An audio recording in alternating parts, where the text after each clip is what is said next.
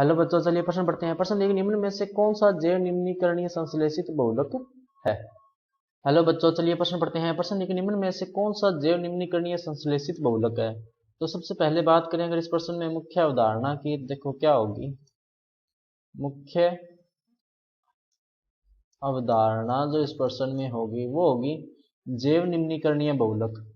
जैव निम्नीकरणीय बहुलक। तो सबसे पहले अपन देखते हैं कि जैव निम्नीकरणीय बहुलक होते कौन से हैं। कि वे बहुलक जो सूक्ष्म जीवों द्वारा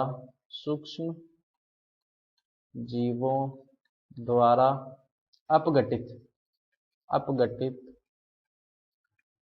हो जाते हैं या निम्नीकृत हो जाते हैं। बात करें अगर सबसे पहले एलिफेटिक पॉलिएस्टर की, तो देखो क्या होता है ये। तो सबसे पहले बात करें अगर एलिफेटिक पॉलिएस्टर की, कौन से पॉलिएस्टर बोला इसने, एलिफेटिक पॉलिएस्टर। तो ये जो होते हैं वो जैव निम्नीकृत होते हैं, जैव निम्नीकृत बहुलक होते हैं। उसके बाद में बात करें नायलॉन 2 नायलॉन 6 की। नायलॉन 2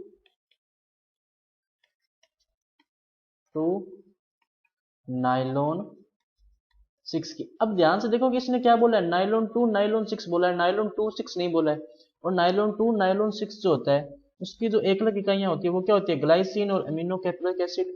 क्या होती है, glycine plus amino caproic acid, amino caproic अम्ल। तो ये जो होते हैं ये क्या होते हैं, जैव निम्नीकृत बहुलक होते हैं। उसके बाद में बात करें पीएचबीवी की, तो पीएचबीवी इसका जो नाम होता है वो होता है poly beta hydroxy butyric acid, butyric को poly beta hydroxy, poly beta